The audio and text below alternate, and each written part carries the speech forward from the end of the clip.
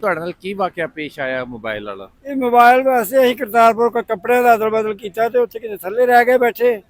ਅਸੀਂ ਵੀ ਖਿਆਲ ਨਹੀਂ ਕੀਤਾ, ਕੱਲ ਆ ਕੇ ਲਾਹੌਰ ਜਦੋਂ ਦੁਬਾਰਾ ਚੈੱਕ ਕਰਨ ਲੱਗੇ ਕਿਉਂਕਿ ਉਹੀ ਟਾਈਮ ਵਾਸਤੇ ਰੱਖਿਆ ਸੀ, ਯੂਜ਼ ਤੇ ਉਹਨੂੰ ਕਰਦੇ ਨਹੀਂ। ਛੋਟਾ ਮੋਬਾਈਲ ਸੀ ਸੈਮਸੰਗ ਦਾ, ਗੋਲਡਨ ਰੰਗ ਦਾ। ਉੱਥੇ ਮੈਂ ਨੋਟ ਕਰਵਾਇਆ ਗੇਟ ਤੇ ਉਹਨਾਂ ਆਖਿਆ ਠੀਕ ਹੈ ਮਿਲ ਜਾਊਗਾ।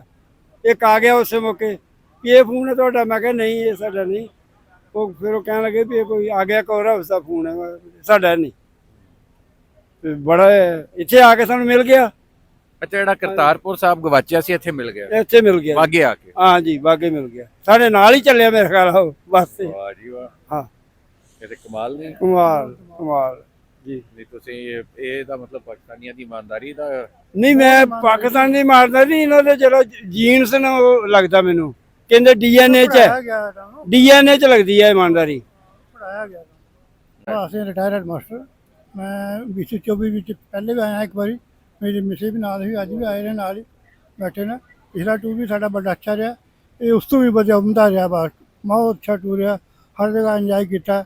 ਅਸੀਂ ਆਪਣੇ ਧਾਰਮਿਕ ਸਥਾਨ ਦੇਖੇ ਨੇ, ਅਸੀਂ ਪਾਕਿਸਤਾਨ ਦਾ ਕਲਚਰ ਦੇਖਿਆ, ਪਾਕਿਸਤਾਨ ਦੀ ਹੌਸਪਿਟਲਿਟੀ ਦੇਖੀ ਆ, ਪਾਕਿਸਤਾਨ ਦੇ ਫੋਰਸਿਸ ਦਾ ਡਿਸਪਲਿਨ ਦੇਖਿਆ, ਉੱਥੋਂ ਦੀ ਜੋ ਰੱਖ ਰਖਾਵ ਸਾਡੀਆਂ ਥਾਵਾਂ ਨਾਲ ਜਿਹੜੀ ਜਗ੍ਹਾ ਸਾਡੀਆਂ ਨੇ ਉੱਥੋਂ ਦੀ ਸਫਾਈ ਦੇਖੀ ਆ, ਲੰਗਰ ਵਿਵਸਥਾ ਦੇਖੀ ਆ। ਸਾਰੇ ਲੋਕਾਂ ਦਾ ਜੋ ਮਿੱਠੀ ਜ਼ੁਬਾਨ ਪਾਕਿਸਤਾਨ ਦੀ, ਅਸੀਂ ਪੰਜਾਬੀ ਭਾਸ਼ਾ ਜੋ ਉਹਨਾਂ ਨੇ ਦੇਖੀ ਸੁਣੀ ਅਸੀਂ, ਉਹ ਬਿਲਕੁਲ ਕਾਬਿਲ ਤਾਰੀਫ ਹੈ, ਲਾਜਵਾਬ ਹੈ। ਇਹਦਾ ਕੋਈ ਮੁਕਾਬਲਾ ਨਹੀਂ ਹੈ। ਔਰ ਮੈਂ ਸਮਝਦਾ ਕਿ ਪਾਕਿਸਤਾਨ ਦੇ ਲੋਕ ਸਾਡੇ ਇੰਡੀਆ ਨਾਲੋਂ ਜ਼ਿਆਦਾ ਇਮਾਨਦਾਰ ਨੇ। ਮੈਂ ਇਸ ਨਤੀਜੇ 'ਤੇ ਪੁੱਜਾ ਕਿ ਇੱਥੇ ਇਮਾਨਦਾਰੀ ਜਿਹੜੀ ਹੈ ਬਹੁਤ ਜ਼ਿਆਦਾ ਹੈ। ਔਰ ਡਿਸਪਲਿਨ ਨੂੰ ਵੀ ਕਾਫੀ ਪ੍ਰੈਫਰੈਂਸ ਦਿੱਤੀ ਜਾਂਦੀ ਹੈ। ਲੋਕਾਂ ਦੇ ਮਨਾਂ ਵਿੱਚ ਬੜਾ ਪਿਆਰ ਹੈ। ਮੈਨੂੰ ਉੱਥੇ ਕਰਤਾਰਪੁਰ ਬਾਰਡਰ 'ਤੇ ਵੀ ਪੁੱਛਿਆ ਗਿਆ ਸੀ ਕਿ ਤੁਸੀਂ ਇਹ ਜਿਹੜਾ ਲਾਂਘਾ ਬੰਦ ਹੋਇਆ ਇਹਦੇ ਬਾਰੇ ਕੀ ਵਿਚਾਰ ਹੈ, ਇਹ ਖੁੱਲ੍ਹਣਾ ਚਾਹੀਦਾ ਜਾਂ ਨਹੀਂ ਖੁੱਲ੍ਹਣਾ ਚਾਹੀਦਾ। ਅਸੀਂ ਤਾਂ ਕਿਹਾ ਸੀ ਕਿ ਇਹ ਹੋਣਾ ਨਹੀਂ ਚਾਹੀਦਾ, ਇਹ ਲਾਂਘਾ ਦੋਵਾਂ ਦੇਸ਼ਾਂ ਵੱਲੋਂ ਹੋਣਾ ਨਹੀਂ ਚਾਹੀਦਾ, ਤਾਂ ਕਿ ਅਸੀਂ ਜਿਸ ਤਰ੍ਹਾਂ ਪਹਿਲੇ ਅਸੀਂ ਯੂਨਾਈਟਿਡ ਇੰਡੀਆ ਸੀ ਉਸ ਤਰ੍ਹਾਂ ਹੀ ਅਸੀਂ ਰਹਿ ਸਕੀਏ ਇੱਥੇ। ਕਿਉਂਕਿ ਅਸੀਂ ਮੈਂ ਜਾਤੀ ਤੌਰ 'ਤੇ ਮੇਰੇ ਫਾਦਰ ਸਾਹਿਬ ਅਸੀਂ ਪਾਕਿਸਤਾਨ 'ਚ ਗਏ ਹਾਂ।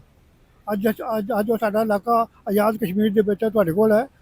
ਅਸੀਂ ਡਿਸਟ੍ਰਿਕਟ ਸਾਡੀ ਮੀਰਪੁਰ ਸੀ, ਤਹਿਸੀਲ ਪਿੰਬਰ ਸੀ, ਅਤੇ high school Barnala high school ਸੀ। ਪਿੰਡ ਸਾਡਾ ਹਜ਼ਾਰੀ ਪਿੰਡ ਸੀ ਸਾਡਾ, ਉੱਥੋਂ ਦੇ ਅਸੀਂ ਰਹਿਣ ਵਾਲੇ ਹਾਂ।